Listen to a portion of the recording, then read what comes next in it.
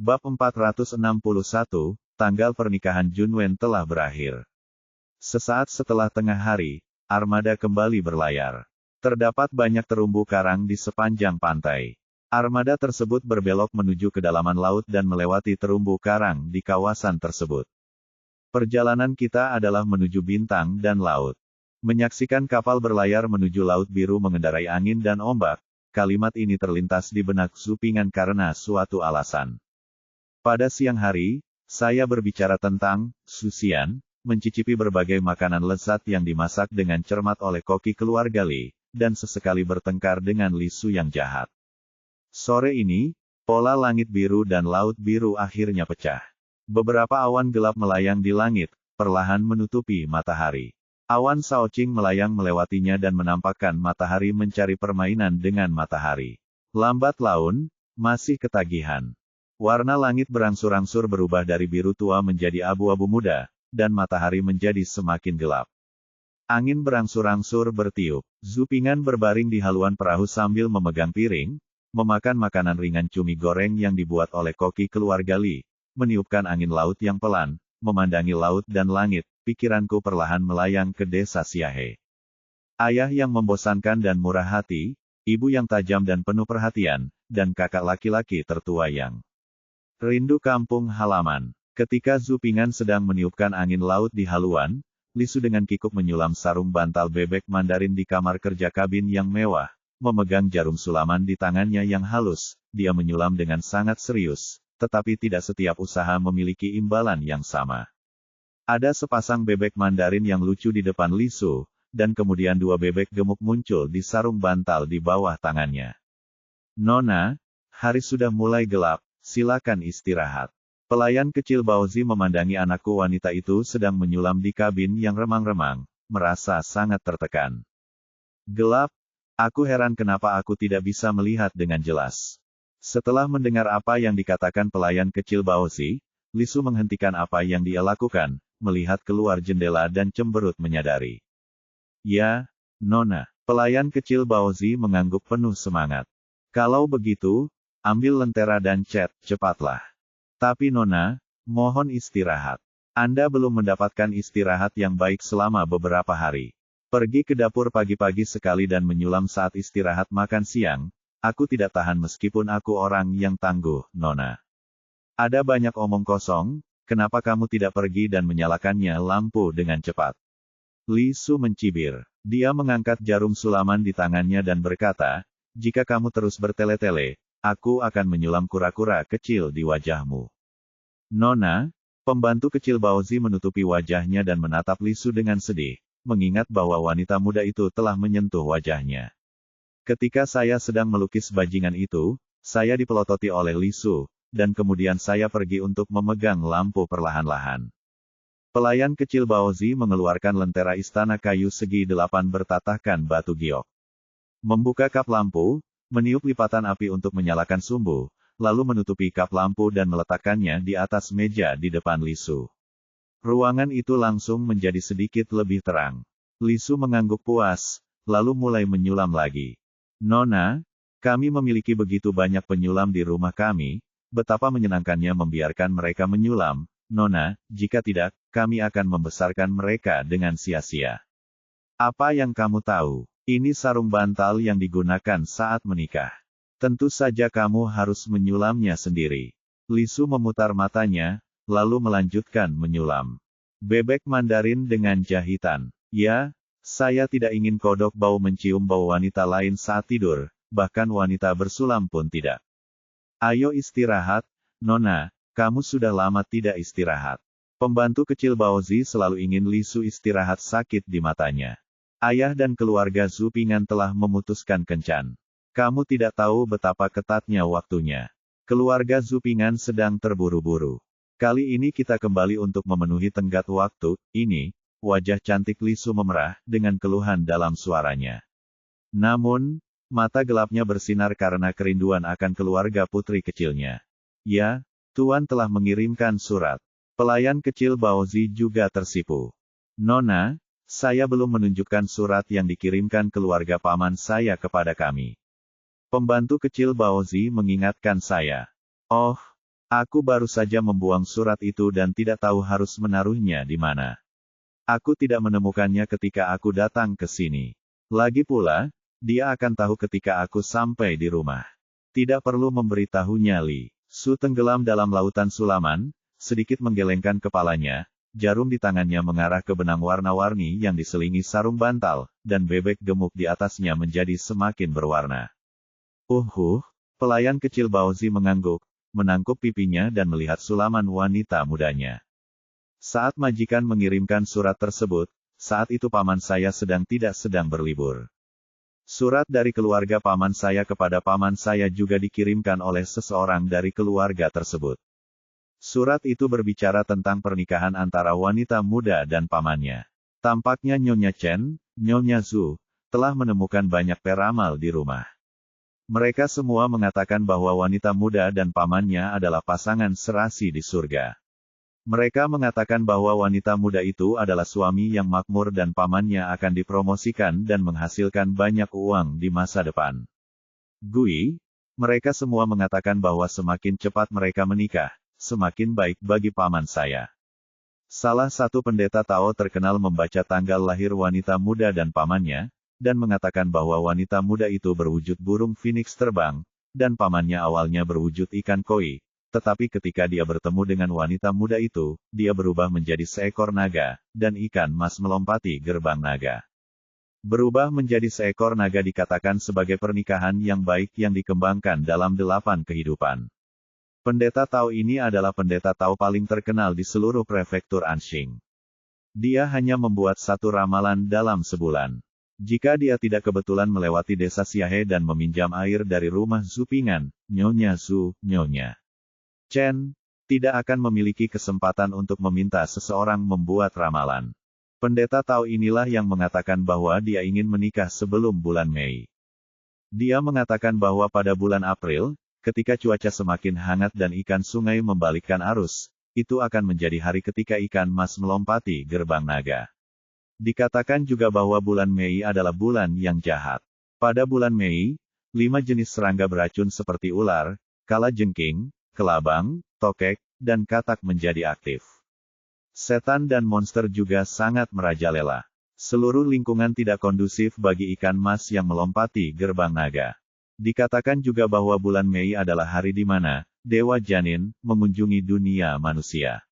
Dewa Janin bertanggung jawab untuk mengasuh bayi hingga mereka lahir dengan selamat.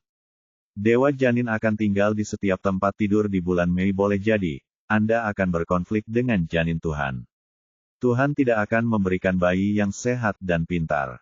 Pendeta Tao menghitung hari baik dalam zodiak, yaitu tanggal 28 April menghindari pertentangan dari ulang tahun wanita muda dan paman, dan menghitung hari yang paling cocok tahun ini. Ahli ramalan lainnya juga mengatakan bahwa bulan Mei adalah bulan yang jahat dan tidak cocok untuk pernikahan. Bagaimanapun, Nyonya Zhu dan Nyonya Chen pergi ke kuil dan kuil Tao untuk mencari peramal. Mereka menunjukkan hari ulang tahun dan horoskop mereka kepada orang-orang, dan mereka semua mengatakan ingin menikah sebelum bulan Mei. Oleh karena itu, Nyonya Zhu, Nyonya Chen, mendesaknya untuk kembali menikah, dan tanggalnya ditetapkan pada tanggal 28 April. Kudengar rumah pamanku sudah siap, rumah baru sudah dikemas, semuanya sudah siap, bahkan kerabat sudah diberitahu. Sang majikan mengatur agar perahu itu kembali tepat pada waktunya, jadi saya masih punya waktu luang beberapa hari sesampainya di rumah. Bab 462, Cuaca berubah dan bajak laut datang. Awan di langit selalu berubah, ada yang berubah menjadi bentuk S, dan ada pula yang berubah menjadi bentuk B. Seiring dengan menumpuknya awan gelap, jarak pandang di laut berangsur-angsur menjadi lebih rendah.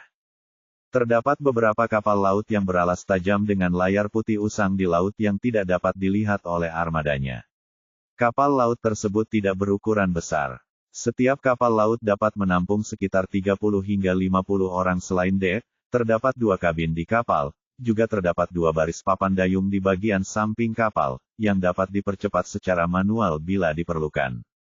Kapal-kapal ini tergantung jauh di belakang armada Zupingan, bersembunyi di balik ombak seperti ular berbisa yang bersiap menyerang mangsanya. Karena jarak pandang pada hari itu sangat rendah, dan perahu-perahu kecil ini tidak besar, mereka tersembunyi dengan baik dan tidak menunjukkan jejak apapun. Perahu-perahu kecil yang menatap armada ini adalah pedagang bersenjata, yang merampok keluarga di laut, tepatnya, mereka adalah bajak laut.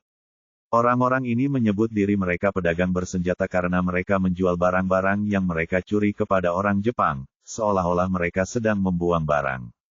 Mereka secara halus disebut pedagang, namun nyatanya mereka semua adalah bajak laut yang banyak melakukan kejahatan. Para perompak di kapal tampak agak ke bawah dan keluar, dan ada campuran orang-orang. Ada yang memakai hanfu, dan ada juga banyak ronin yang mengenakan pakaian pedesaan pulau yang lusuh, dan ada pula yang memakai bakiak. Di antara para bajak laut, ada juga beberapa orang dengan suara burung berkepala selangkangan yang tidak mengenakan pakaian sama sekali, hanya mengenakan kain selangkangan yang sudah usang dan menguning di antara kedua kakinya. Binatang buas ini sangat tidak bermoral. Para bajak laut bertelanjang dada yang mengenakan hanfu di kapal yang sama melirik orang-orang yang mengenakan kain selangkangan dan mengerutkan bibir dengan jijik. Ayah, kamu tidak mengerti. Kain selangkangan ini adalah kain terbaik di negara kita. Kain ini menyerap keringat dengan sangat baik. Kita tidak pernah menderita wasir karenanya. Ronin berbicara bahasa Mandarin dengan patah-patah. Dia menunjuk ke kain selangkangan yang menguning dengan ekspresi bangga di wajahnya dan berkata, "Nama keluargaku Di. Aku bukan ayahmu." Bajak laut bertelanjang dada itu sangat tidak senang. Dia mengulurkan tangan dan menamparkan Ronin itu, "Jika aku memiliki anak laki-laki sepertimu, nenek moyangku harus merangkak keluar dari peti mati mereka." Petik 2 tanda seru. Ayah. Ronin yang mengenakan cawat meluruskan kakinya setelah menerima tamparan. Xian Yurong bersorak dengan keras. Penduduk pulau lainnya tertawa dan melihat pemandangan ini tanpa merasa tidak puas. Di antara para bajak laut ini, bajak laut dinasti Ming menduduki posisi dominan. Bagaimanapun, para pemimpin bajak laut besar yang menjelajahi lautan selama periode ini semuanya berasal dari dinasti Ming. Status bajak laut di negara kepulauan sangat berbeda. Para bajak laut dari negara kepulauan yang mengenakan seragam samurai dan memiliki pedang di pinggangnya memiliki status yang lebih tinggi. Mereka memiliki status yang mirip dengan bajak laut dinasti Ming dan termasuk dalam tulang punggung. Beberapa bahkan memiliki status lebih tinggi daripada banyak bajak laut Ming. Sebagian besar ronin yang mengenakan cawat dan tanpa pedang samurai adalah petani yang tidak bisa bertahan di negara kepulauan. Mereka memiliki nilai kekuatan yang rendah. Dalam industri yang semuanya didasarkan pada kekuatan, tidak ada keraguan bahwa status mereka berada di bawah. Bajak laut berstatus lebih tinggi di negara kepulauan itu menganggap remeh bahwa rakyatnya sendiri sedang diintimidasi. Siapapun yang memiliki tinju yang kuat akan melakukan hal yang benar.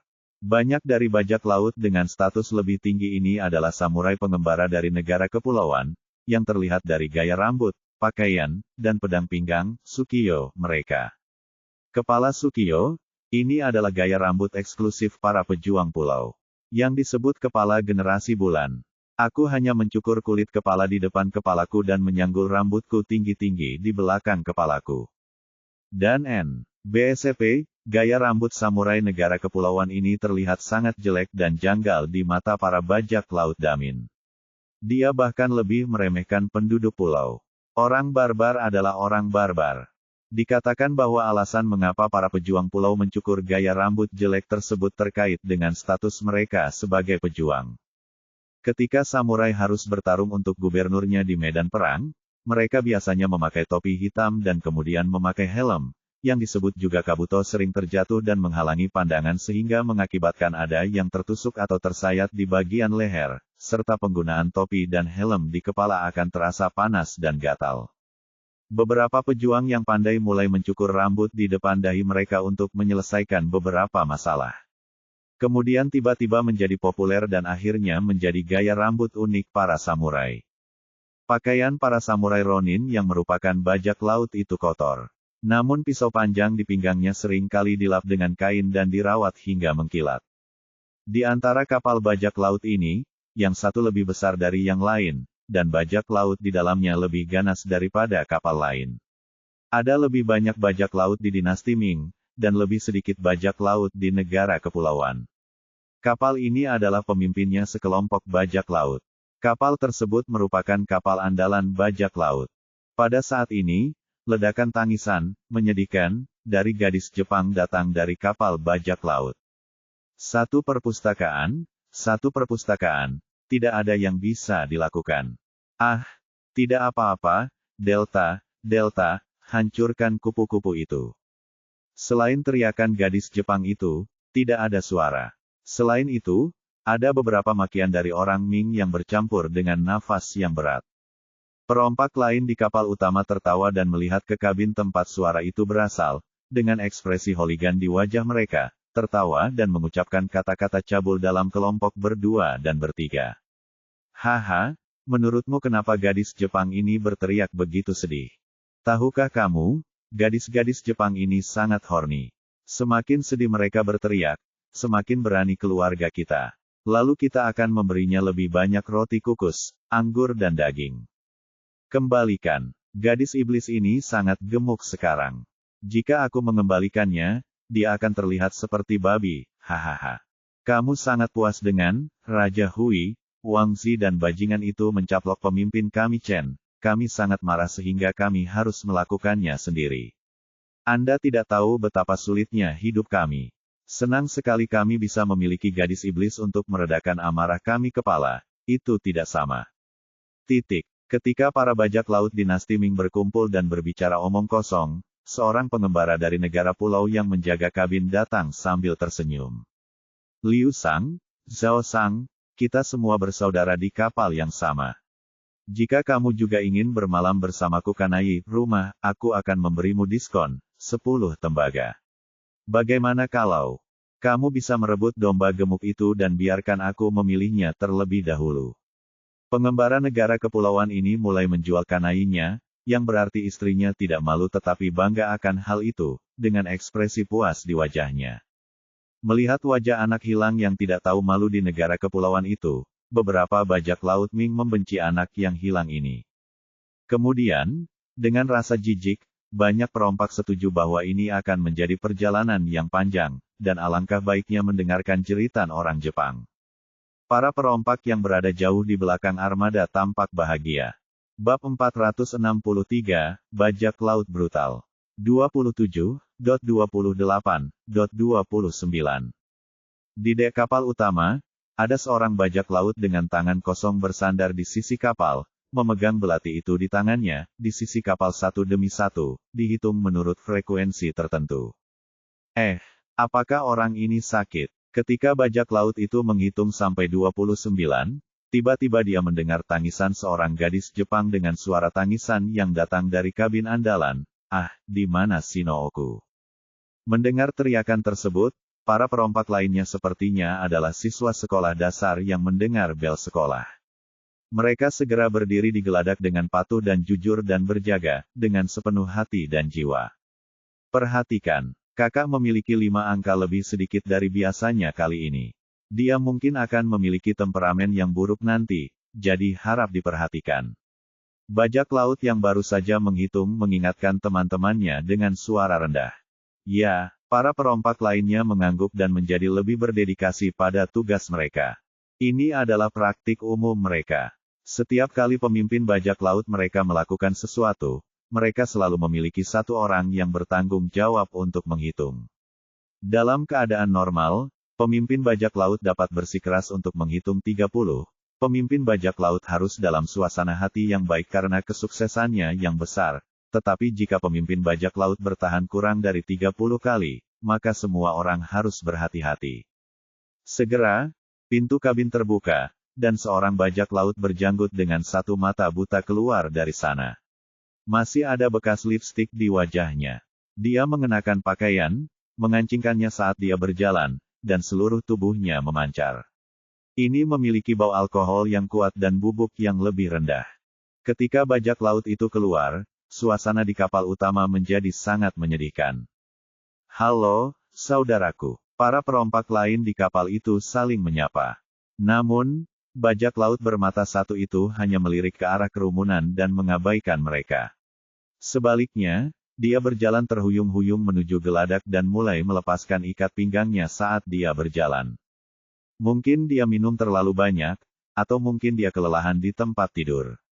Bajak laut bermata satu itu mengambil 2 langkah goyah, lalu tanpa sengaja tersandung kabel di bawah kakinya, lalu tersandung ke depan. Melihat bajak laut bermata satu itu hendak meraih tanah dengan kepalanya, bajak laut bermata satu itu menghantam geladak dengan tangan kanannya. Dia melompat ke udara dan mendarat dengan kokoh di geladak, yang cukup untuk menunjukkan bahwa dia adalah seorang praktisi, dan ahli dalam hal itu. Kabel, siapa yang bertanggung jawab atas bagian ini? Setelah bajak laut bermata satu berdiri teguh, dia menatap semua orang dan bertanya. Kakak, ini. Seorang bajak laut Ming di belakang bajak laut bermata satu itu mengangkat tangannya dengan gemetar. Detik berikutnya saya melihat cahaya terang berkedip di bawah dek yang gelap. Itu seperti sambaran petir yang menyambar. Kemudian, aliran darah muncrat. Kata-kata terakhir bajak laut itu selamanya tertelan di perutnya. Bajak laut bermata satu itu memotong tubuhnya menjadi beberapa bagian dengan sudut 45 derajat dengan pisau menghadapi. Setelah pisaunya diayunkan, bajak laut bermata satu itu menolak untuk bersembunyi. Ia memejamkan mata dan menikmati sensasi cipratan darah hangat di wajahnya. Pada akhirnya, ia menjulurkan lidahnya untuk menjilat darah dari wajahnya yang mengalir ke sudut mulutnya, pukul. Dia memukul bibirnya dan menunjukkan ekspresi kenikmatan. Kemudian dia menginjak kepala bajak laut malang itu, bersiul, melepaskan ikatan-ikat pinggangnya dan mengeluarkan air.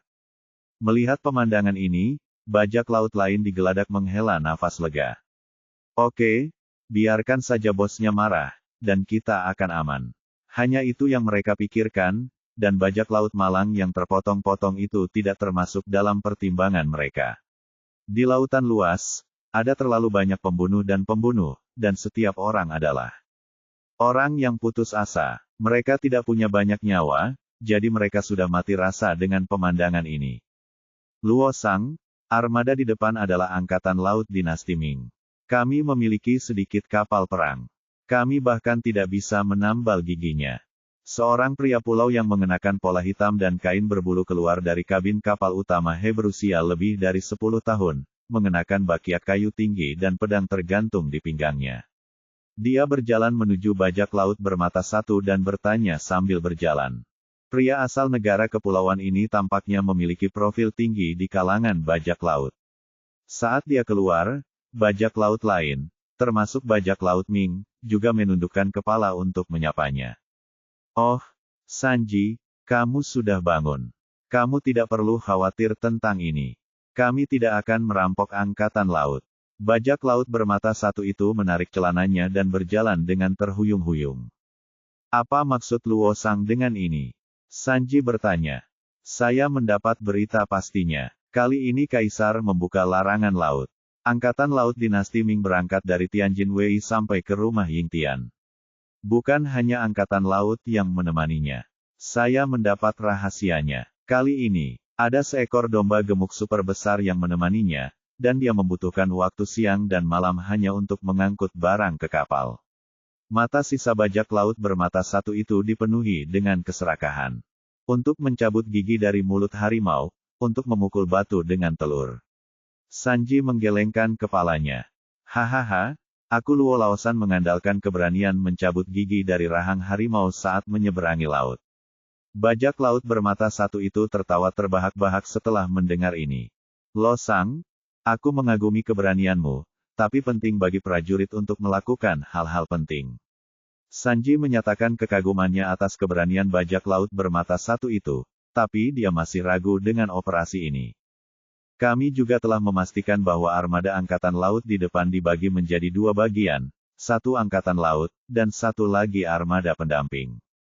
Sebagian besar kapal perang angkatan laut memiliki dasar yang tajam dan cepat di depan serta berlatih sambil berjalan, sedangkan armada angkatan laut di depan dibagi menjadi 2 bagian, 1 angkatan laut, dan 1 lagi armada pendamping. Armada pengiring sebagian besar dasar datarnya tidak secepat itu.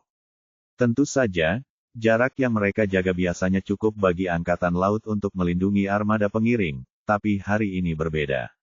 Bajak laut bermata satu itu tersenyum penuh konspirasi sambil berbicara. Bangunlah, Tuhan tolong saya hari ini, cuacanya suram dan tertutup awan gelap, tetapi pada siang hari sulit untuk melihat laut beberapa mil di depan, angin bertiup, ombak besar, dan suara biasa tidak dapat terdengar, sangat jauh. Saya menunggu di belakang untuk menyambut kapal-kapal yang menyertainya. Lakukan dengan cepat. Sekalipun angkatan laut di depan menyadarinya, kita pasti sudah melarikan diri sejak lama. Bagaimana mereka bisa menemukan kita di dunia sebesar ini? Petik 2. Tunggu saja sampai malam. Di tengah malam, mereka semua tertidur di tengah angin dan hujan, tepat saat aku sedang menunggu untuk menghasilkan banyak uang.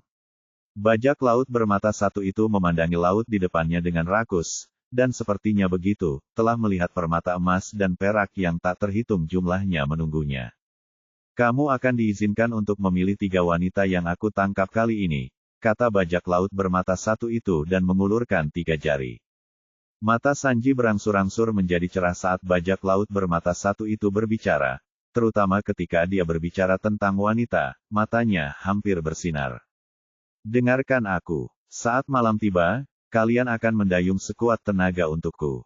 Jika kalian tidak menggunakan seluruh kekuatan kalian, aku akan memotong orang yang tidak melakukannya. Apa kalian semua mendengarnya? Bajak laut bermata menoleh ke arah bajak laut di geladak. Dia mengumpat dengan keras. Aku mendengarnya. Para perompak di geladak merespons satu demi satu. Ada banyak sekali permata emas dan perak yang menunggumu di perahu di depan, dan ada juga wanita dan pelayan muda yang menunggumu dengan kaki terbuka. Yang harus kamu lakukan hanyalah mendayung. Lalu bunuh mereka semua orang-orang di kapal, curi semua yang ada di kapal, isi sakumu dengan emas, perak, dan permata, rentangkan kaki putih besar wanita-wanita itu dan biarkan mereka pergi. Bajak laut bermata satu itu menunjuk ke lautan luas di depan, menstimulasi hormon para bajak laut. Oh, bunuh mereka semua, rampok mereka semua. Para perompak di kapal itu begitu terangsang sehingga mereka seperti sekelompok hewan yang telah meminum banyak afrodisiak, meratap, dan mata mereka bersinar merah. Bab 465, Perubahan Mengejutkan. Malam yang hitam menyelimuti langit dan bumi, dan awan gelap seperti besi menumpuk langsung ke laut. Badai disertai hujan lebat menghantam kapal dengan keras. Ombak datang silih berganti dan menimbulkan gelombang besar, dan kapal bergoyang ke depan dalam gelombang besar. Benarkah kapalnya tidak bisa terbalik? Pelayan kecil Baozi memeluk pilar dan merasakan gundukan lambung kapal. Dia masih khawatir, dan wajah Baozi menjadi pucat. Tentu saja, Zhu Ping'an mengangguk penuh semangat, dengan sangat tenang, perahu yang kami buat panjangnya lebih dari 10 kaki, dan angin serta ombak tidak dapat membalikkan perahu itu. Perahu. Pelayan kecil Baozi terkesan dengan ketenangan Zhu Ping'an dan merasa sedikit lega, tapi dia tetap bertanya dengan rasa ingin tahu. Tsunami atau... Sebelum Zhu Ping'an menyelesaikan kata-katanya, dia disela oleh suara bingung dari pelayan kecil Baozi. Hai tertawa. Hai tidak punya mulut dan bisakah dia tertawa? Pelayan kecil Baozi bingung, dengan ekspresi lucu di wajahnya. Itu disebabkan oleh gempa bumi, letusan gunung berapi, atau kelainan cuaca di Haiti. Kekuatan gelombang kejutnya menyebabkan air laut naik turun dengan hebat. Lupakan saja, Anda tidak mengerti bahkan jika Anda memberi tahu saya. Yang perlu Anda ketahui hanyalah tsunami. Ini akan menimbulkan semacam gelombang besar, jenis yang tingginya 30 atau 40 kaki, dan itu akan sangat merusak. Saat dia berbicara, Zhu Ping'an tidak bisa menahan tawa pada dirinya sendiri dan menggelengkan kepalanya. Sungguh, apa yang dia katakan kepada mereka? Gelombang, konversi energi. Dia tahu astronomi dari atas, geografi dari bawah, dan katak bau tampak begitu kuat. Ketika Zhu Ping'an menjelaskan, mata Lisu yang menatap Zhu Ping'an sedikit bersinar. 30 atau 40 kaki. Pelayan kecil Baozi membuka mulutnya. Dia sangat ketakutan. Setinggi itu. Kita tidak bisa membawanya ke sini, kan? Lalu, pelayan kecil Baozi bertanya dengan gugup, sedang memikirkan ombak besar setinggi 30 hingga 40 kaki yang baru saja disebutkan Zhu Ping'an. Saya merasa sangat takut. Apa yang kamu tanyakan dengan mulut gagakmu? Jika kamu menyebabkan tsunami, aku akan menjualmu kepada Ibu Hua ketika kamu kembali. Li Su mengulurkan tangan rampingnya dan menjentikkan kepala pelayan kecil Baozi, memarahinya. Pelayan kecil Baozi menutupi dahinya dan menciutkan kepalanya setelah Li Su selesai bermain. Dia menjulurkan lidah kecilnya, merasa sedikit malu. Sepertinya baru saja dia menggigit mulut gagaknya dan ombaknya menjadi lebih besar. Oke, ini sudah larut. Kalian tidurlah lebih awal. Aku akan kembali membaca buku dan pergi tidur. Zhu Ping'an menggelengkan kepalanya sedikit, berdiri dan mengucapkan selamat tinggal pada pelayan kecil Li Su dan Baozi. Saat ini memang sudah larut, dan sudah lama sekali sejak makan malam. Mungkin sudah waktunya bagi Li Su dan pelayan kecil Baozi untuk tidur. Selain itu, Zhu Ping'an juga ingin kembali dan membaca buku mengirimkan.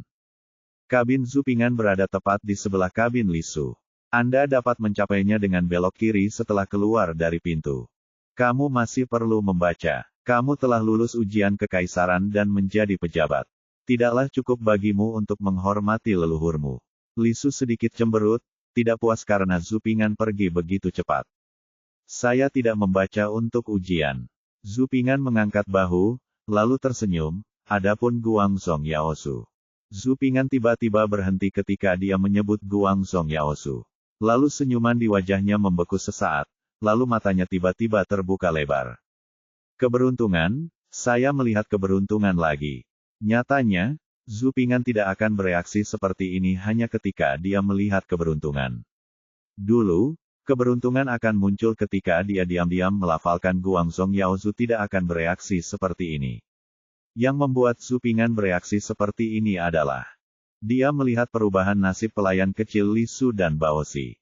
Pada saat ini, udara ungu di atas kepala Li Su masih membubung ke langit, tetapi ada gumpalan udara berwarna merah darah turun perlahan, dan ada juga udara hitam suram yang lebih besar datang dari suatu tempat menuju kepala Li Su dipenuhi dengan gelombang keberuntungan. Kecepatan yang terlihat dengan mata telanjang semakin meningkat.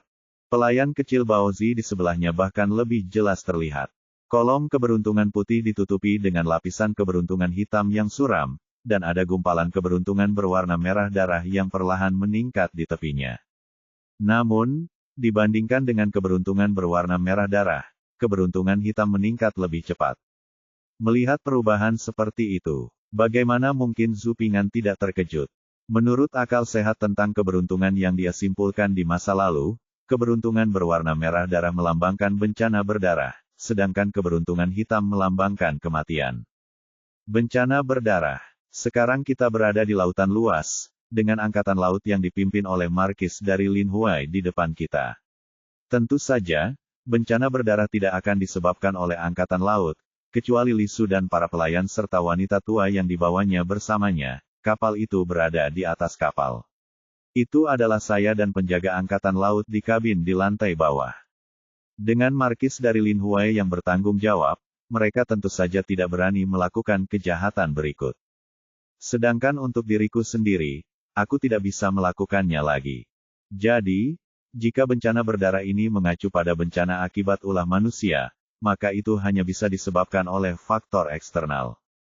Bajak laut. Saat pertama, Zhu Ping'an memikirkan kata bajak laut.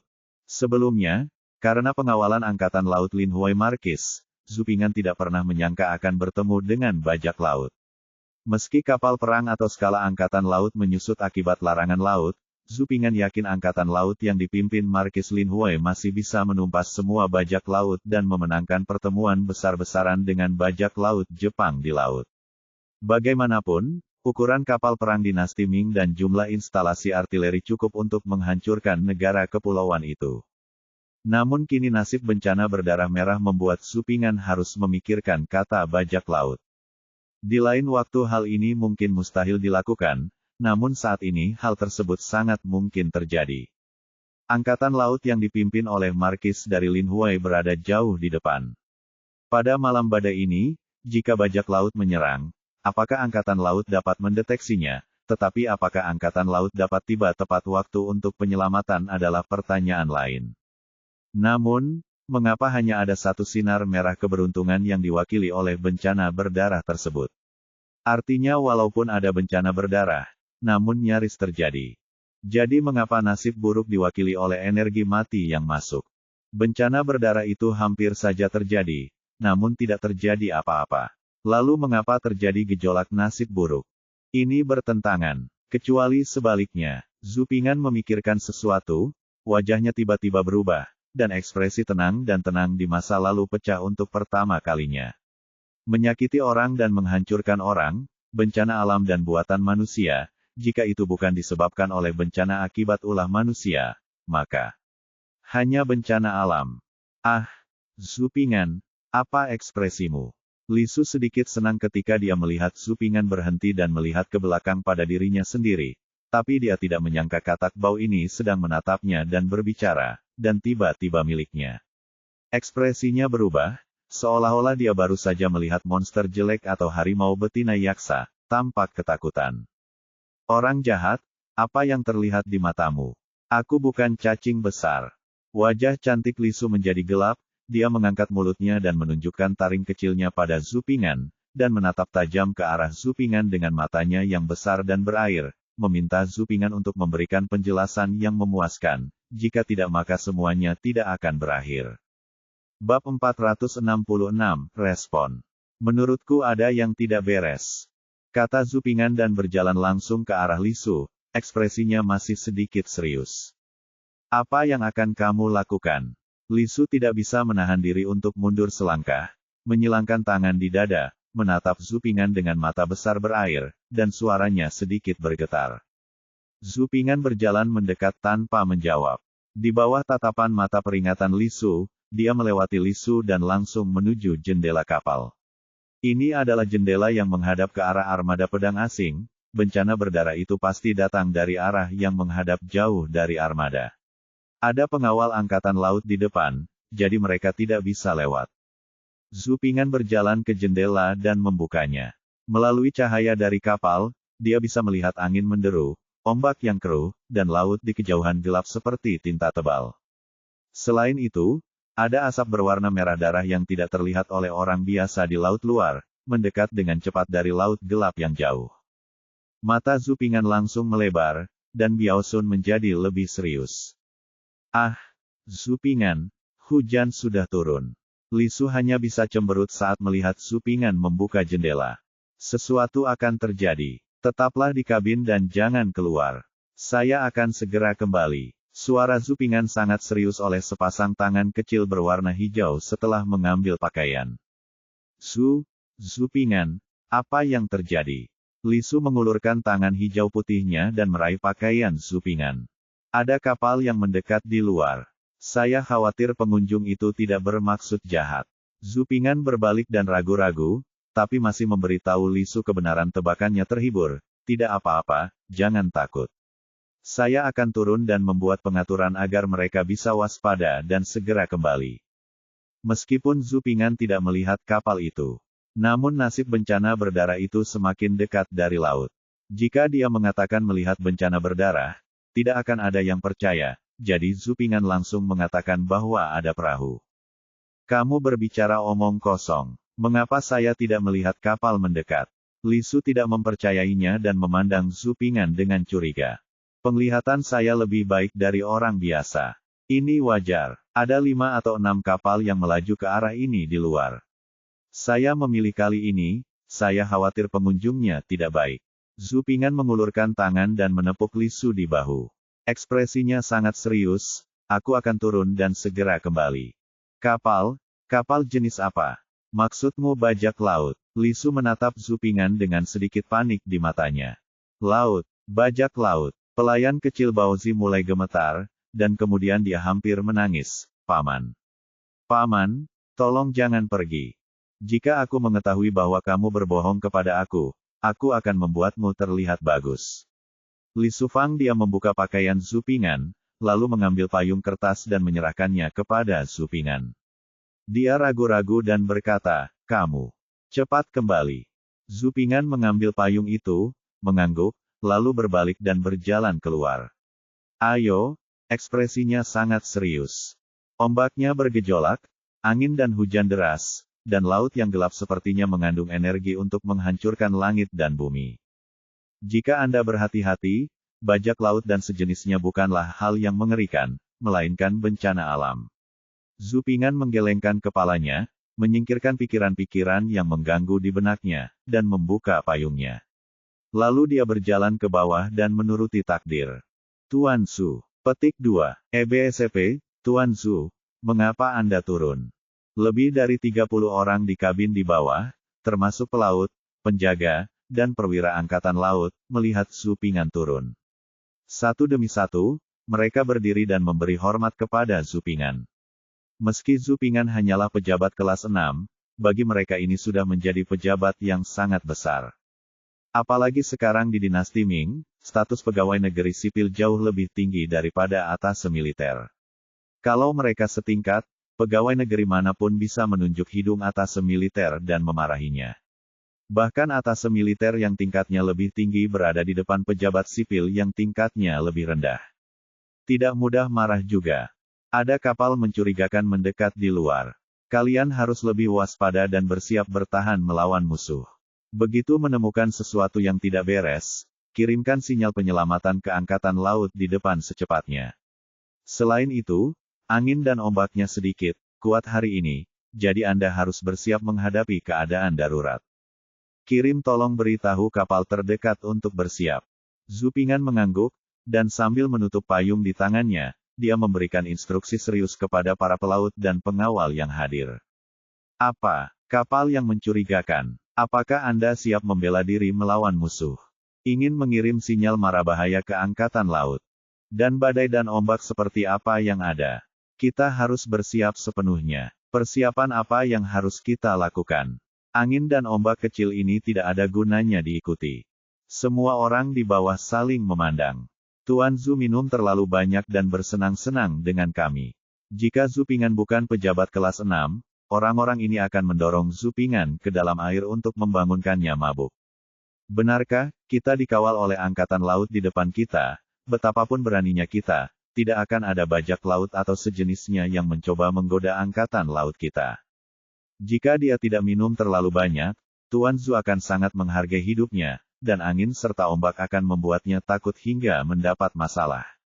Apa? Zhu Ping'an mengalihkan perhatiannya ke semua orang, menggunakan kekuatannya untuk menekan orang lain untuk pertama kali dalam hidupnya. Meskipun dia masih muda, dia cukup agung, terutama karena Zhu Ping'an sangat santai, dan tiba-tiba mengambil postur agung ini bahkan lebih berdampak. Jangan khawatir, Tuan. Saya akan segera siap. Semua orang menundukkan kepala. Meski tidak setuju, mereka tetap melakukan persiapan sesuai instruksi Zhu Ping'an.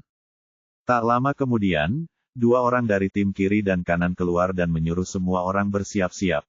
Mereka mengenakan baju besi dan memegang pisau, memuat busur panah, mengisi amunisi blunderbuss, dan bergegas ke pos jaga satu persatu meriam Franconian di kapal.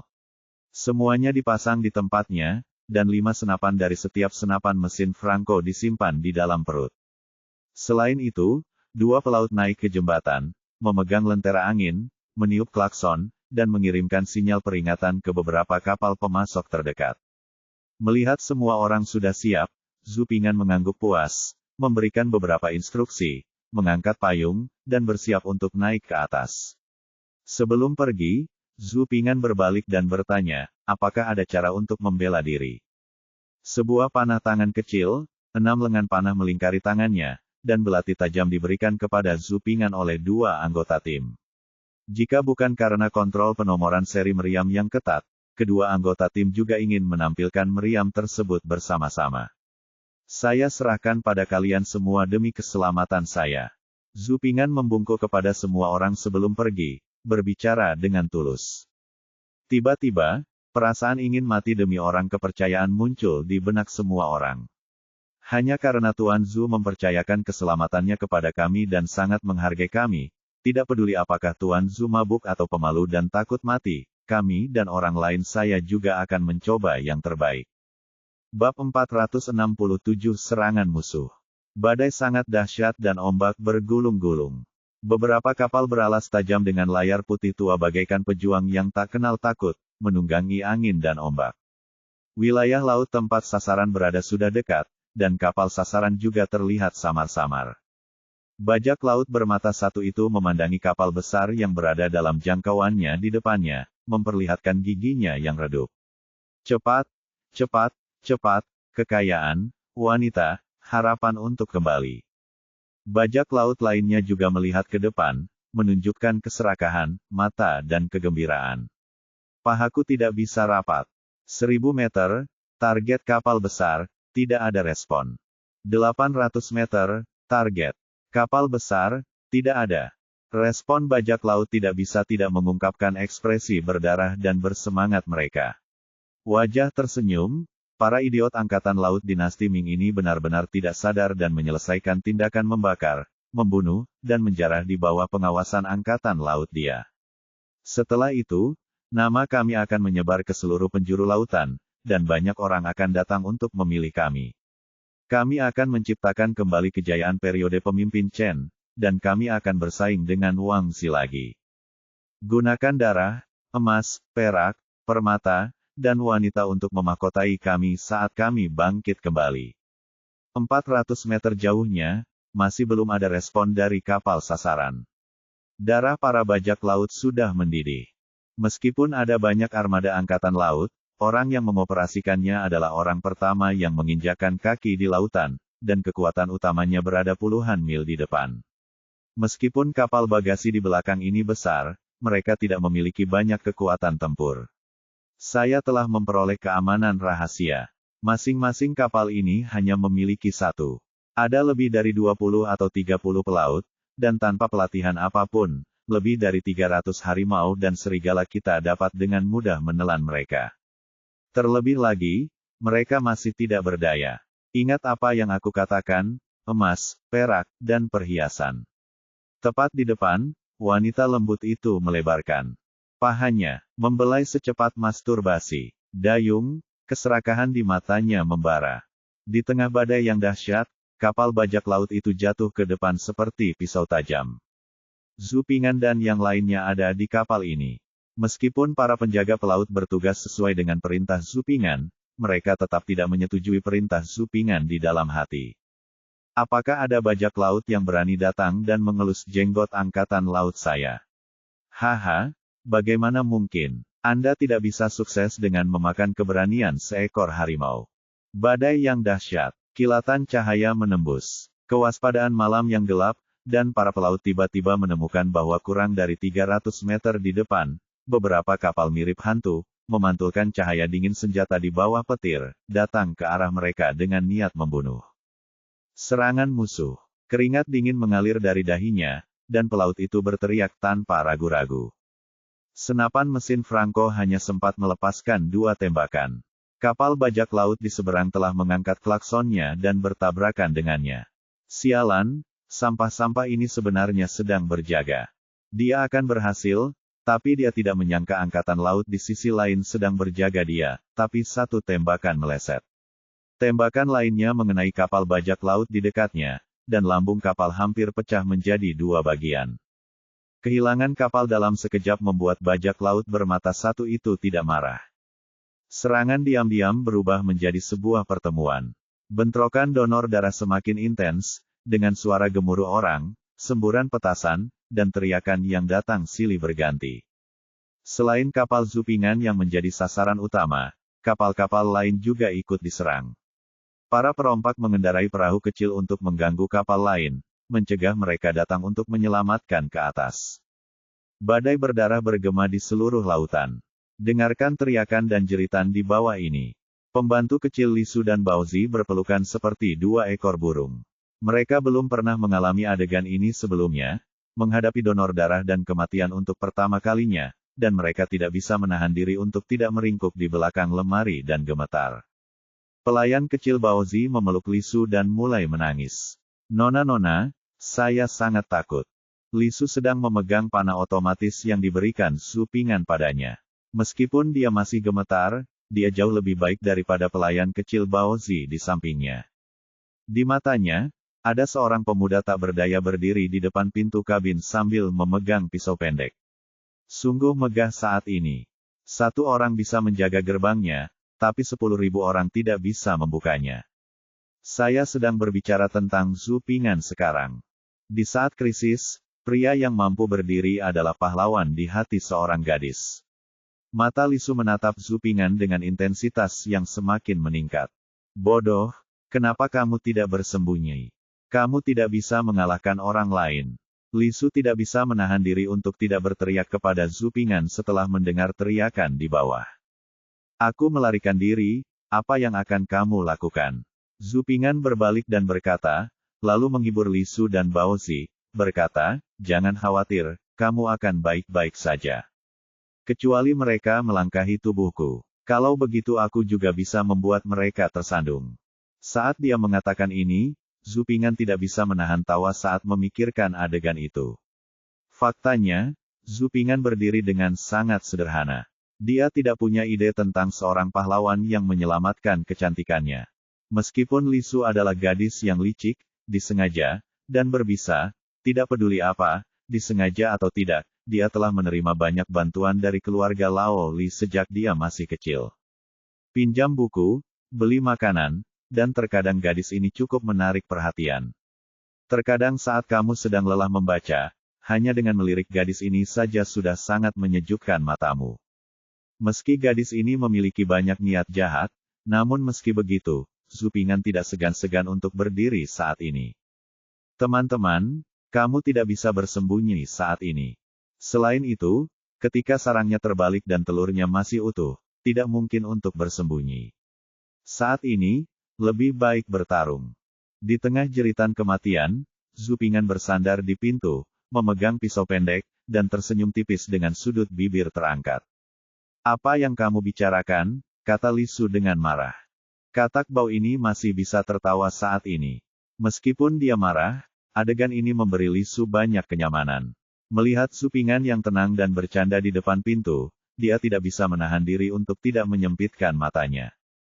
Sepertinya selama katak Bao ini masih ada, entah kenapa aku merasa nyaman. Oh, ngomong-ngomong, ambillah cincin mengambang, yang baru saja kuberikan padamu. Jika ada gelombang badai, kamu harus cepat. Zhu Ping'an kembali menatap Li Su dan mengingatkan lagi. Cincin terapung adalah jaket pelampung kuno yang ditemukan oleh masyarakat dinasti Song, terbuat dari kayu lunak, alang-alang, del untuk membentuk benda berbentuk cincin, mirip dengan pelampung modern pada masyarakat dinasti Song menyebutnya, cincin mengambang. Zhu Ping'an baru saja menemukan benda ini di atas kapal. Setelah bertanya kepada para pelaut, dia mengetahui bahwa itu adalah cincin mengambang untuk tujuan menyelamatkan nyawa, jadi Zhu Ping'an membawa 3 di antaranya untuk bersiap menghadapi bencana alam. Cincin mengambang berfungsi, lebih baik daripada tidak sama sekali. Bab 468, Serangan Balik. Angin menderu-deru, dentang senjata, jeritan dan lolongan, kapal-kapal di laut dipenuhi dengan benturan darah dan kehidupan, dan dunia seakan hancur oleh suara-suara tersebut. Wow! Karena armada kurang lebih dipersiapkan berdasarkan pengingat Zhu Ping'an, para perompak sangat menderita ketika menyerang kapal. Namun, karena perbedaan jumlah dan serangan bajak laut yang mematikan, masih banyak bajak laut yang naik ke kapal.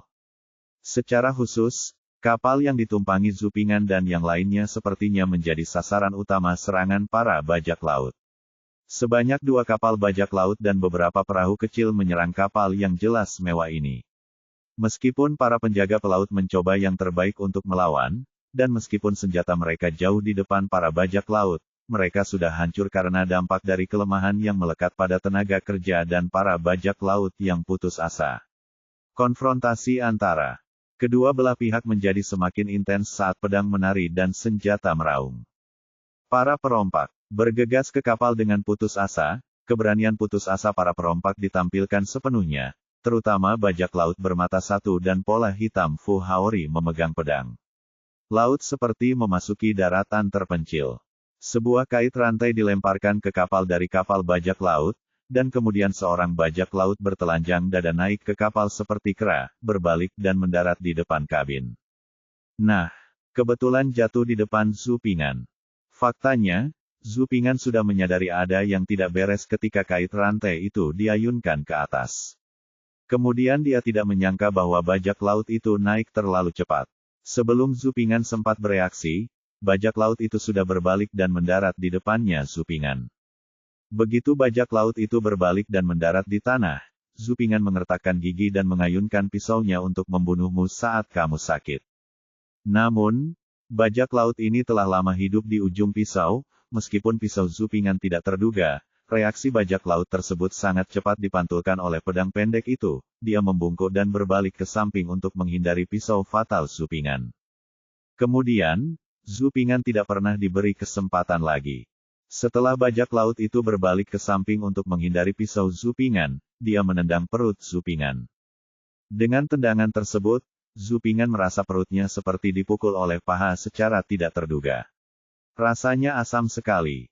Zupingan langsung ditendang ke tanah dan meluncur mundur beberapa meter.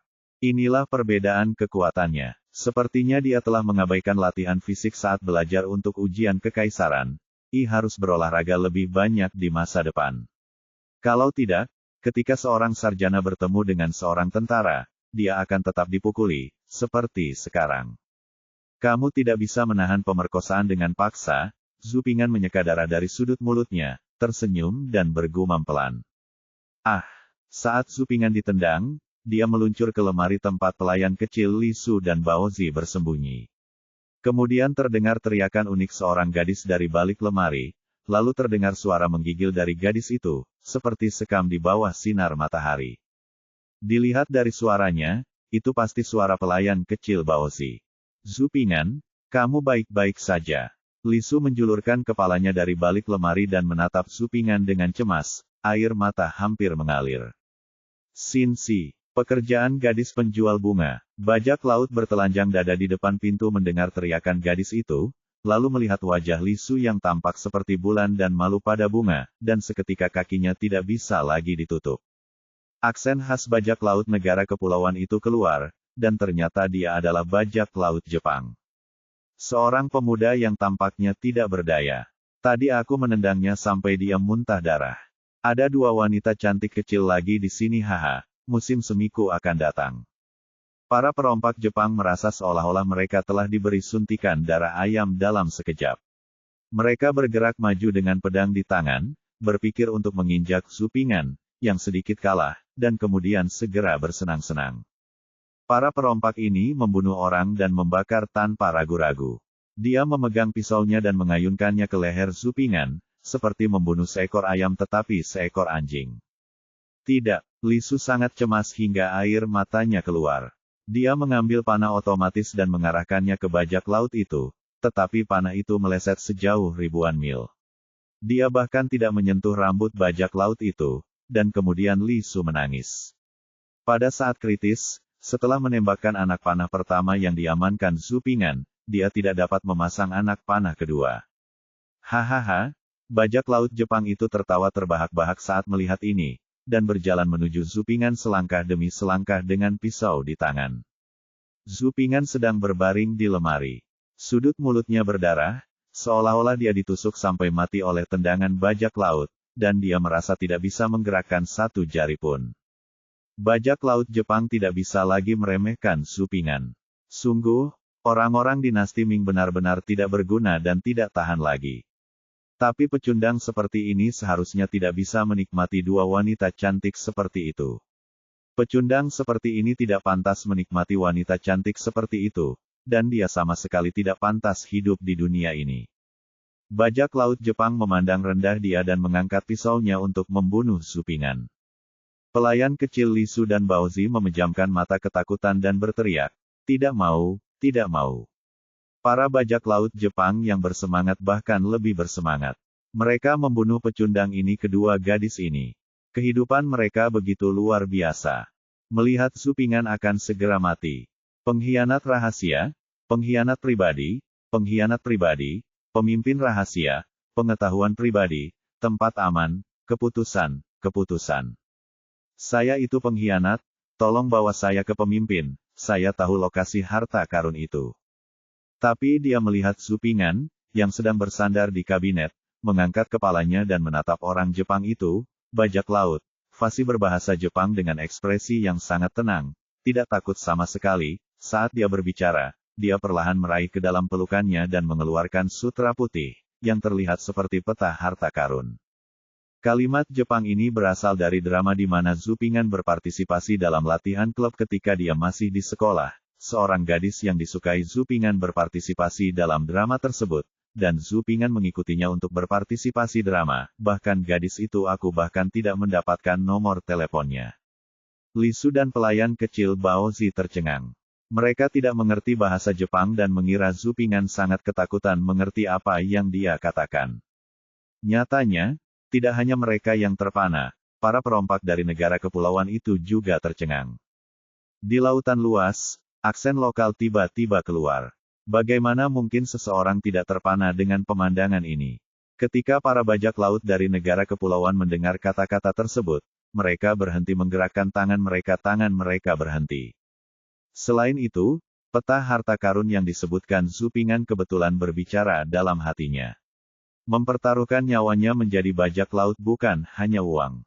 Para perompak dari negara kepulauan melihat peta harta karun yang diambil Zhu Ping'an dengan penuh minat, dan pandangan mereka terhadap Zhu Ping'an juga penuh makna.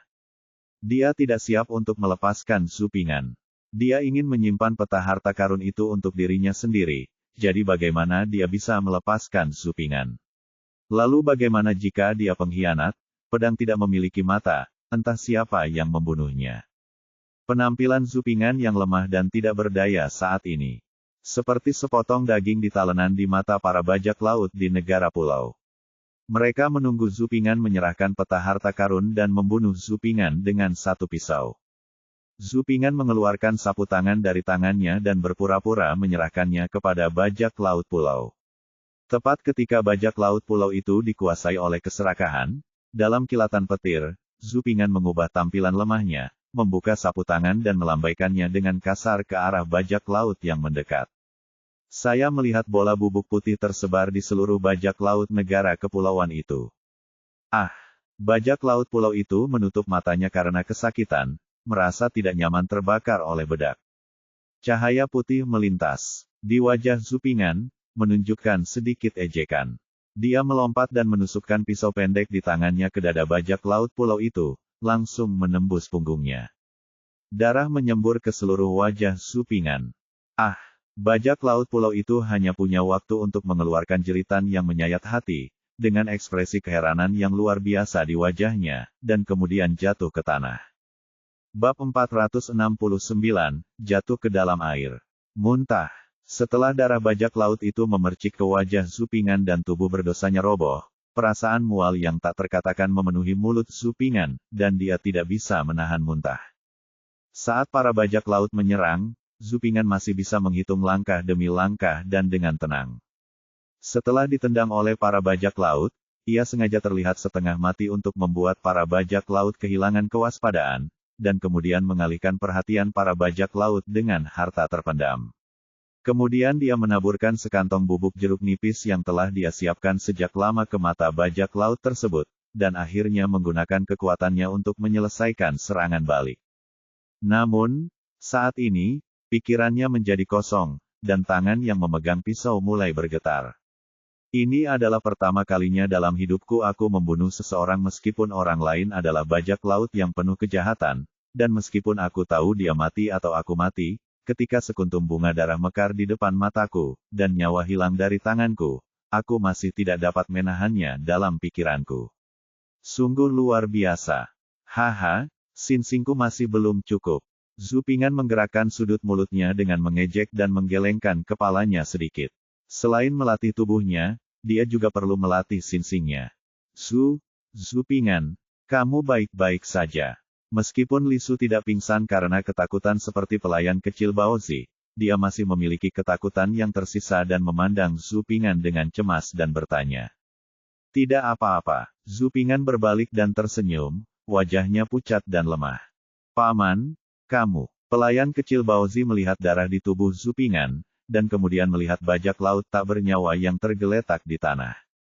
Pamannya telah membunuh seseorang, dan kemudian dia memutar matanya dan pingsan, masa lalu. Haha, gadis ini sangat pemalu. Zhu Ping'an menggerakkan sudut mulutnya dan mengatakan sesuatu dengan bercanda untuk meringankan suasana. Kamu bilang, Tanganmu gemetar, bukan? Li Su memarahi, orang jahat, kamu masih ingin bercanda saat ini. Oh, tanganku mati rasa. Zhu Ping'an mengangkat bahu sedikit. Omong kosong. Li Su cemberut, mengapa tanganmu mati rasa? Kamu belum pernah mendengar tentang membunuh orang seperti mati rasa. Zhu Ping'an menyentuh darah di wajahnya dan tersenyum lemah. Kata-kata yang kuat. Li Su memandang Zhu Ping'an dan mencibir bibirnya. Mendengarkan lelucon Zhu Ping'an, jantung berdebar ketakutan sedikit mereda. Bang bang bang. Kebudayaan Tiongkok sangat mendalam dan mendalam. Ternyata pembunuhan bisa dijelaskan seperti ini. Benar-benar membuka mata. Oh, maaf, saya tidak tega mengganggu keduanya, dari kalian yang menggoda. Terdengar tepuk tangan meriah dari pintu kabin, dan kemudian bahasa Mandarin yang terpatah-patah terdengar dari pintu. Tak lama kemudian Sanji, yang mengenakan gaun bulu hitam, muncul di hadapan Zhu Ping'an dan yang lainnya, bertepuk tangan. Pedang di pinggangnya masih berlumuran darah. Di belakangnya ada 7 atau 8 bajak laut ganas, dengan darah kental di pedang dan pakaian mereka. Gadis yang sangat menawan, sangat cantik, aku akan sangat senang jika dia mengangkat kakinya. Ya Tuhan, apakah aku buta? Aku harus melakukan ini bahkan jika aku tidak menginginkan keindahan ini. Segenggam keindahan ini. Jangan biarkan siapapun merebutnya dariku. Layak mati bagiku. Para perompak memandang Li Su di kabin. Mereka semua mengeluarkan air liur, menelan air liur mereka dan takjub, tidak merahasiakan keinginan mereka terhadap Li Su. Mereka belum pernah melihat gadis secantik itu seumur hidup mereka. Melihat Li Su begitu terkejut sehingga segala macam pikiran untuk merasuki dan menghancurkannya terus tumbuh di hati mereka. Jika bukan karena Sanji di depan mereka, mereka pasti akan melakukannya sudah lama berada di sana. Mereka bergegas untuk mewujudkan pikiran cabul mereka. Seseorang dengan ide seperti itu pasti juga memiliki hati dengan 7 lubang. Hati dengan 7 lubang akan menjadi bersemangat hanya dengan memikirkannya. Sanji, yang mengenakan haori hitam, mengeluarkan taci dari pinggangnya dan menjilat pedangnya. Noda darah. Kemudian dia mengarahkan pandangannya pada Zhu Ping'an, seolah-olah dia sedang melihat kelezatan terlezat pada waktunya. Karena bos kedua itu menarik, maka laki-laki itu milikmu dan perempuan itu milik kami. Hahaha. Para bajak laut lainnya tidak bisa menahannya. Setelah mendengar kata-kata Sanji, mereka semua menangis kegirangan. Terserah kamu. Bajak laut Sanji menunjukkan gigi putihnya. Bibi, Paman, Nona. Pelayan kecil Baozi yang baru saja bangun tidur hampir pingsan karena ketakutan saat melihat pemandangan ini, dan dia gemetar saat memegang Li Su. Zhu Ping'an, apa yang harus aku lakukan? Li Su juga ketakutan. Para bajak laut ini jelas ingin melakukan kejahatan terhadap mereka. Di masa feodal dinasti Ming, reputasi lebih penting daripada kehidupan bagi para gadis. Baru saja, Zhu Ping'an beruntung bisa berhadapan dengan satu bajak laut. Sekarang karena banyaknya bajak laut, Zhu Ping'an hanya bisa tersenyum pahit. Han Chuang belajar keras selama lebih dari 10 tahun, belajar keras dalam jarak dekat, akhirnya mendapat tempat di daftar medali emas, dan akhirnya lolos ke panggung dinasti Ming. Sial, hidupmu akan berakhir laut ini. Tidak akan. Zhu Ping'an menggelengkan kepalanya. Dilihat dari keberuntungan Li Su dan Baozi, bencana berdarah merah itu hanyalah gumpalan kecil. Ada bahaya fatal lainnya.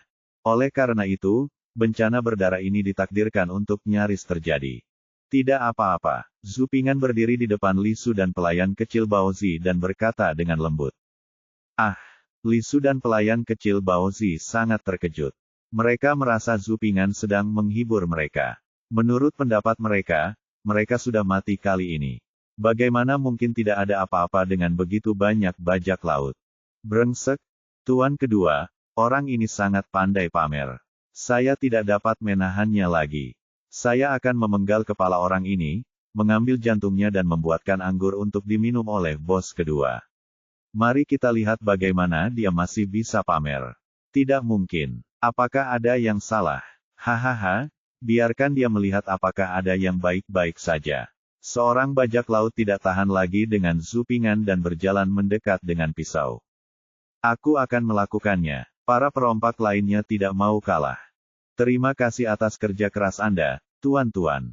Sanji melambaikan tangannya, bersandar di pintu kabin dan memperhatikan dengan penuh minat adegan pemotongan yang akan datang. Nasib, dipertaruhkan. Tepat ketika para perompak ini hendak datang dan memotong Zupingan yang berpura-pura, mereka tiba-tiba mendengar suara seperti guntur dari ombak di luar, dan kemudian melihat dinding yang terdiri dari ombak setinggi hampir 10 meter, di luar menabrak. Jeritan putus asa datang dari luar, serak dan gila.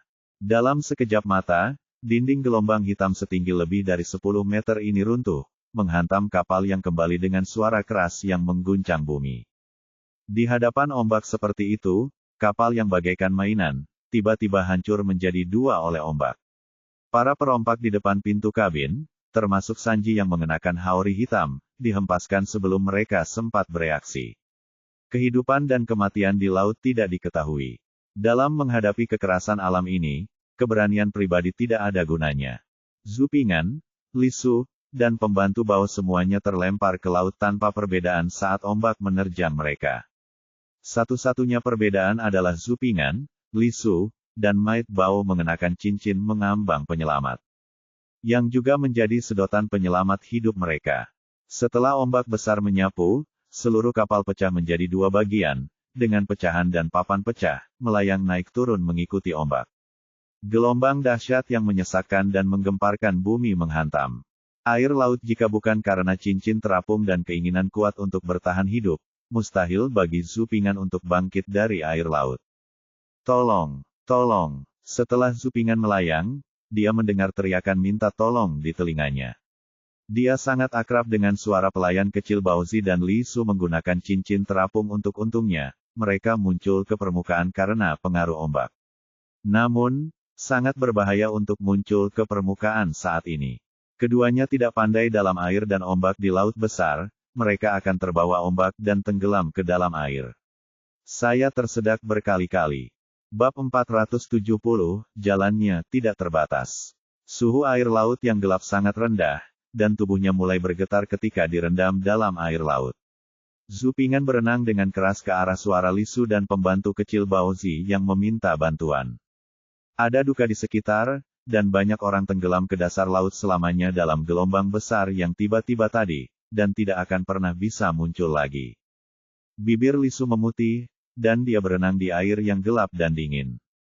Itu dia, aku penasaran apa yang terjadi dengan kodok bau itu. Saat Kuyuan tenggelam ke sungai, masih ada orang yang melempar pangsit nasi untuk mencegah ikan dan kura-kura menggigit tubuhnya berharap tidak ada ikan. Gigit tubuhku, aku tidak ingin mati dan menjadi hantu jelek. Sekalipun aku mati, aku masih akan melihat katak bau dalam mimpiku. Jika tubuhku digigit ikan dan berubah menjadi hantu jelek, aku akan melihat katak bau dalam mimpiku, karena takut membuatnya takut. Ruang pernikahan di desa Siahe telah didekorasi, bukan? Sayang sekali dia tidak bisa menjadi pengantin katak bau. Tepat ketika Lisu mengira dia akan tenggelam ke dasar laut selamanya, dia tiba-tiba ditarik oleh tangan yang kuat, lengannya patah, lalu dia ditarik dengan paksa keluar dari laut. Menghirup kembali udara yang telah lama hilang, Lisu tidak bisa menahan nafas dalam-dalam, dan kemudian mulai batuk. Tunggu, aku akan menurunkan lukisan itu. Sebuah suara familiar yang membuat Lisu ingin menangis terdengar di telinga Lisu. Itu adalah pemilik tangan itu, katak bau yang baru saja dia pikirkan. Kenapa kamu datang? Lisu memegang erat lengan Zupingan setelah bencana itu, dia tidak bisa menahan diri untuk tidak meringkuk di mulut kecilnya dan terisak. Oke, tidak apa-apa. Menghadapi tangisan Lisu, Zupingan merasa sedikit bingung. Dia dengan kikuk menghiburnya, lalu mengajak Lisu berenang 2 meter ke depan, memutar matanya ketika dia akan tenggelam di dalam air laut. Pelayan kecil itu juga menarik rotinya. Nona, Paman, kupikir aku tidak akan pernah bertemu denganmu lagi. Pelayan kecil Baozi memeluk Lisu dan menangis dengan keras. Air mata dan ingus terus mengalir dari wajah sang Baozi dia. Meskipun Lisu dan pelayan kecil Baozi berhasil diselamatkan, namun bahayanya belum bisa dihilangkan. Jika Zupingan sendirian, tidak akan ada masalah sama sekali. Namun, Dengan pembantu Li Su dan Baozi, Zhu Ping'an masih terlalu menuntut secara fisik untuk mendayung di ombak dan mengapung di laut, dengan bantuan cincin mengambang. Seiring waktu, saat kekuatan fisiknya terus terkuras, Zhu Ping'an menjadi semakin berat, mengertakkan gigi dan bertahan. Ketika kekuatan fisik mereka habis, satu-satunya yang menunggu mereka hanyalah kematian. Zhu Ping'an, tolong tinggalkan kami sendiri dan lepaskan. Li Su melihat Zhu Ping'an semakin berjuang dan mau tidak mau menggigit bibirnya dan membuat keputusan yang sulit. Jangan bicara dan pertahankan kekuatanmu, kata Zhu Ping'an ringan dan mengencangkan kekuatan di tangannya. Gelombang demi gelombang, saat Zhu Ping'an berjuang untuk menyeret mereka berdua keluar dari ombak lagi. Kekuatanku semakin menipis, tanganku mulai mati rasa, dan sepertinya aku akan mencapai batasku. Namun, selalu ada jalan. Ketika Zhu Ping'an hampir kehabisan energi, dia menggunakan cahaya petir untuk menemukan lemari terapung tidak jauh dari situ. Seharusnya itu adalah lemari tempat pelayan kecil Li Su dan Baozi bersembunyi, mereka berada di kapal. Lemari kayunya juga berukuran besar, hampir seperti perahu kecil, dan juga cukup besar untuk mengapung di atas air sehingga menghemat banyak tenaga untuk mengapung di atas air dengan bantuan lemari tersebut. Ada bantuan. Melihat kabinet, Zhu Ping'an menghela nafas lega di dalam hatinya, dan karena harapan, kekuatan lain muncul di tubuhnya. Pegang bajuku. Dengarkan aku, ada lemari di kiri depan. Berenanglah ke lemari dan kita akan diselamatkan. Zhu Ping'an memuntahkan seteguk air laut, menarik napas, memandang Li Su dan pelayan kecil Baozi dan berbicara, suaranya penuh percaya diri. Dengan harapan, pelayan kecil Li Su dan Baozi mendapatkan kembali harapan untuk bertahan hidup. Dengarkan aku, kalian berdua memegang pakaianku dengan satu tangan, dan mendayung dari depan ke belakang dengan tangan yang lain. Aku yang mengontrol arah. Ya, benar, itu dia. Kata Zhu Ping'an, dia dengan tenang mengarahkan Li Su dan pembantu Baozi ikut mendayung, lalu mengikuti arah lemari dalam pikirannya, menggunakan tangan dan kakinya untuk mengontrol arah air laut yang gelap dan mendayung menuju lemari. Kabinet itu tidak jauh dari situ. Setelah sekitar 5 menit, Zhu Ping'an menyentuh tepi kabinet, lalu menarik kabinet ke sisinya dengan paksa. Dia merasakan ukuran dan daya apung kabinet tersebut dan memperkirakan kabinet tersebut dapat menahan Li Su dan pembantu kecil Baozi. Naik, kalian berdua naik dan coba, kata Zhu Ping'an pada Li Su dan pelayan kecil Baozi setelah menarik lemari ke arahnya. Bagaimana denganmu? Li Su bertanya. Kamu naik dulu lalu bicara. Zhu Ping'an tidak menjawab, tapi mendesak mereka berdua untuk naik dulu. Kabinet bisa mendukung 2 orang pada batasnya, dan tidak bisa mendukung 3 orang sama sekali tentu saja. Zhu Ping'an juga bisa menggunakan kabinet jika dia tidak bisa naik. Daya apung menghemat banyak tenaga. Di bawah desakan Zhu Ping'an, Li Su dan pembantu kecil Baozi mulai memanjat lemari. Pembantu kecil Baozi sering melakukan beberapa pekerjaan fisik, tapi tidak apa-apa. Wanita tertua yang dimanjakan, akan sulit untuk memanjat lemari sekarang tanpa menyentuh Yang Chun Sui. Pelayan kecil Baozi memegang tangan Li Su di atas lemari. Sangat sulit bagi Li Su untuk memanjat, dan dia memanjat dengan kecepatan seperti siput. Zhu Ping'an tidak tahan lagi, dan mengulurkan tangannya, untuk membantu Li Su, tapi tidak banyak. Memikirkannya, dia meletakkan tangannya di pantat Li Su dan mendorongnya ke atas. Pelakunya tidak disengaja, tapi penerimanya disengaja. Rurou ditahan dan didorong ke atas.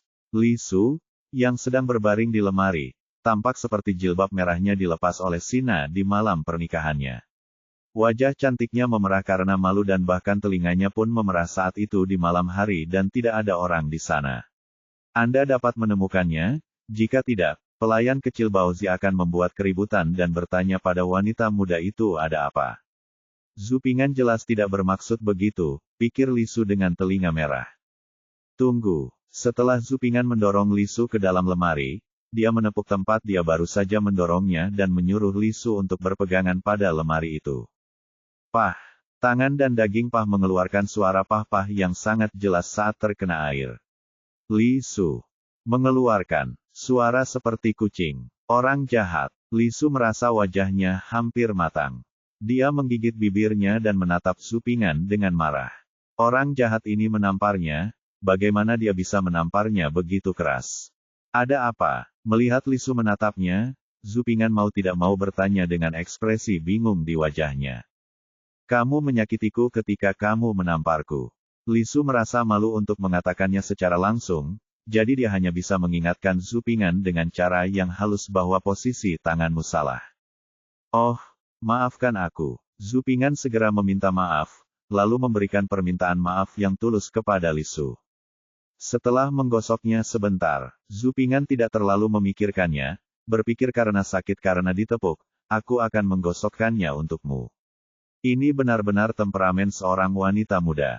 Dia memiliki kulit yang tipis dan daging yang lembut. Saya jelas tidak menepuknya dengan keras sekarang. Li Su, gadis ini kelihatannya cukup ramping. Aku tidak menyangka punya banyak daging. Tangan ini terasa seperti segumpal daging besar. Tunggu, ada yang tidak beres. Tiba-tiba mengerti dan meminta maaf. Tangan itu berhenti tanpa sadar, dan kemudian mundur tanpa suara. Malam gelap, ombak tinggi, dan suasana agak janggal bersambung.